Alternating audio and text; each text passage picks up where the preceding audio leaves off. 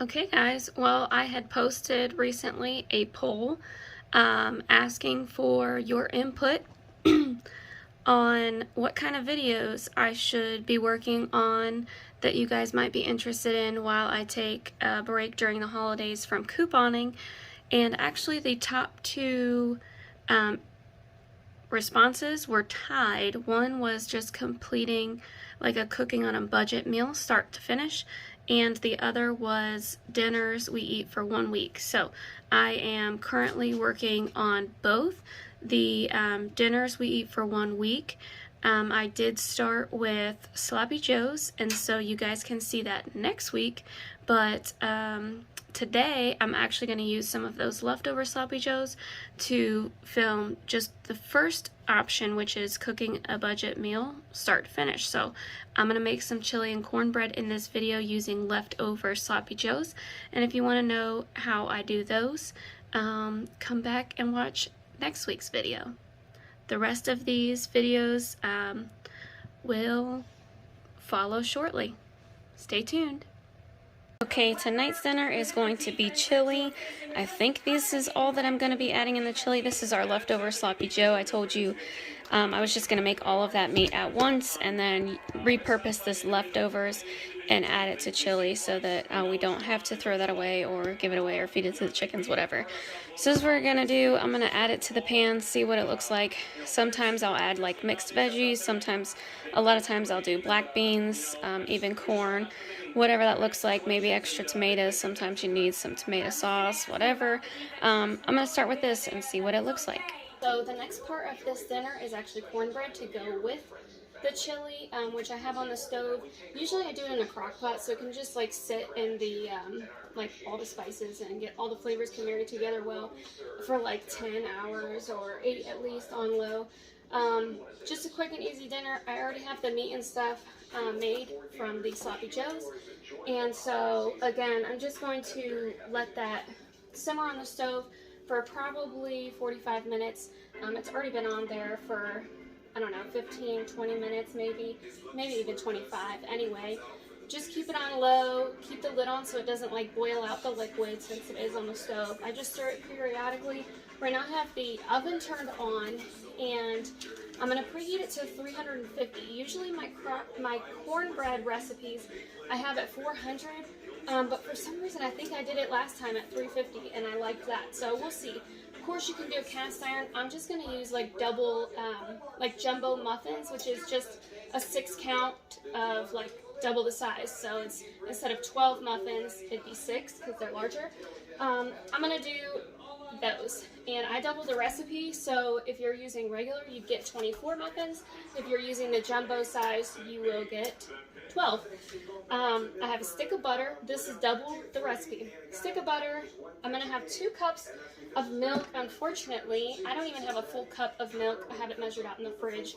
I don't have any cream or half and half, but I do have some evaporated milk and some table cream that I got at the discount store for, the evaporated milk at the discount store for either 35 cents or half that. A lot of times, most of the stuff I buy there is 50% off, so I don't know.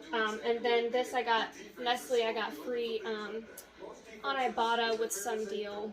It was clearance at Walmart. So I'm going to do that to supplement the rest of my milk. If you have milk, obviously, use milk. So 2 cups total milk products. Again, you can use like sour cream, plain yogurt. I do have some sour cream, but I don't think I'm going to do it. This is what I'm going to do. 2.5 cups of cornmeal. You're going to see I'm going to have, again, I use what I have. So I'm going to have some yellow cornmeal, and then the rest is going to be self-rise. It's like white cornmeal. It all tastes the same. 2 cups of all-purpose flour and 1 cup of sugar. Don't come for me because, yes, I am from the South. I don't know what the mix-up is. I do like sugar in my cornbread. If you don't like sugar in your cornbread, use a different recipe. You could probably just like cut it out. I don't have sugar like opened right now, so I'm going to use the rest of this monk fruit. We use a lot of monk fruit in my house instead of sugar. And I do have some stevia. I've never made it with stevia before. I don't really care for it, but it's just sitting here with my baking items, and I want to get it going. So a total of 1 cup of sugar. The recipe I use calls for 2 tablespoons of baking powder. I do use self-rising, so that's not necessary. Just for good measure, I'll probably put like half a tablespoon or so, maybe 1 tablespoon, which is half of what the recipe calls. We'll see. I generally just eyeball stuff and throw it in there till I feel like it's good. And of course, 1 teaspoon of salt. So I'm gonna beat the eggs, mix them together well first while the butter is melting, and then I'll add in all the ingredients. As the oven is preheated to 350, I put my corn bread mixture into these jumbo muffin tins. I got 12 because again I doubled the recipe. So I'm gonna go ahead and put them in the oven. Start them probably at 15 minutes and then we'll go from there because I don't remember how long I usually cook them. So we'll see. Dinner for tonight is complete. Here's the chili that's been simmering on the stove.